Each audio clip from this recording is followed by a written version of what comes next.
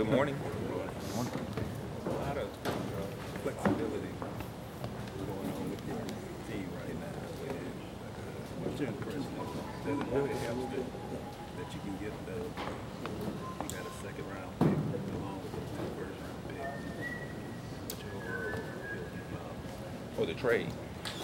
Oh, I mean, we like the trade. I thought it was a trade that helped both teams. I thought it was a fair trade. And I think, we're going to give ourselves an opportunity to let our young guys grow and develop and, create some flexibility moving forward.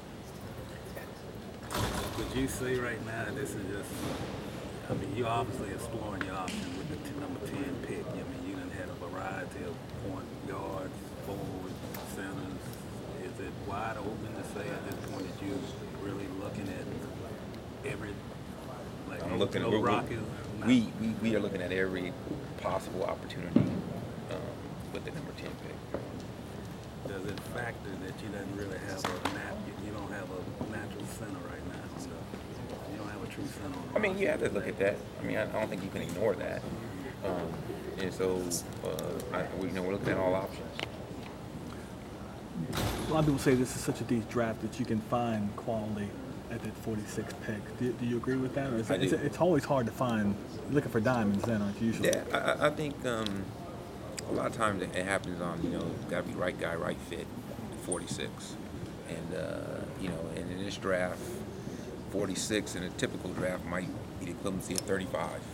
And so, we're looking at it as an opportunity to add an asset. You look at a lot of cap space, 3 draft picks. You look at this as maybe a chance to really kind of make an impact with the roster. You have some opportunities here, basically. More for the long term than the short term. I think, history has showed us that it's hard for young teams to win immediately. And I think, the guys you're picking a lot of times now are 19, 20 years old. There's been some luck when guys get 23, 24, but it's really hard to win if your core base is, that young. I was going to say, we've seen so many times in the past teams that are full of young, good players, but they don't have that veteran player or two that they can kind of bring everything together. How do you balance? I think there has to be a balance. Sometimes you need a pecking order, and sometimes you need, But I also think that our coaching staff does a great job. I think our coach is one of the best in getting the most out of guys and putting them in situations to be successful. And so, we'll rely on our coaching staff, and we'll also rely on, some of the veterans that we have on the team. Like, Jason Smith comes to mind as a guy that, I think he's made incredible strides. He came, when he first came here, he probably didn't step out the league, and, he kind of found his way, and he took a leadership role last year. How much, I know you constantly doing homework on players, not just drafted players, but even though that's part of approaching, but unrestricted free agents. How much are you paying attention to that when it comes to filling out the roster with the draft picks and then saying, okay, these are the whole thing? Oh, we look at the whole thing, everything. I think sometimes that impacts. If you say, hey, we draft this guy, we got these guys available for free agency, we got these guys available through trade, and vice versa.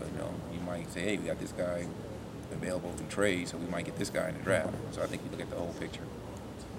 Talk about building for long-term, sustained success and everything. When you look around the league, is there anybody who's done that better than Oklahoma City? Is that kind of I think San Antonio's been great.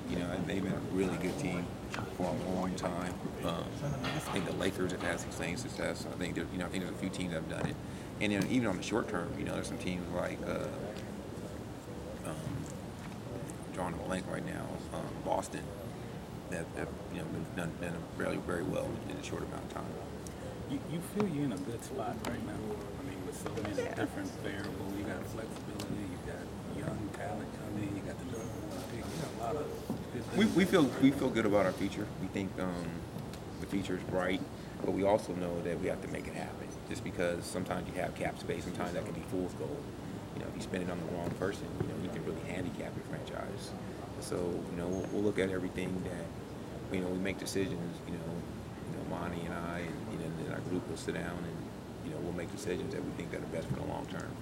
Are you even looking like two years down the road? 2, 3, 4, 5. Free agency, you don't have to spend everything. It's hard to look at free agency 2, 3, 4 years down the line. I mean, you look at it because so many times different guys pop up.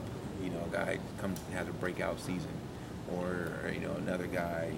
In the last year of his deal, he had a good year before. But you look at the possibilities, you do. You scouted North Carolina a lot, haven't you? What do you see in a player like Kendall Marsh? Is he a pro? Well, I really try to stay away from commenting on players pre-draft. It's just I try to stay away from it. Every once in a while I slip up and do it, but I think sometimes I'm trying to keep my poker face right now. Yeah, but I understand what John said, but when you bring a player like Glenn, who a lot of people would say he's limited on the offensive shooting skills, but he's more of a pass-first point guard, you have to bring him in with the understanding Everybody you of bring players around him. Yeah, everybody you bring in, you understand. Like example, like if a guy's just a shooter, he's not going to do well in a workout situation because his thing is catching and shooting. Or if a guy like Kendall Marshall, if he doesn't have 4 guys around him, you don't see all of his skills. And so we take all that into consideration. One of the main reasons you bring a guy in, you want to get to know him, see how he interacts with your coaching staff and their competitive nature. Thanks, Dell. Appreciate it. Thanks, Dell. Thanks, guys.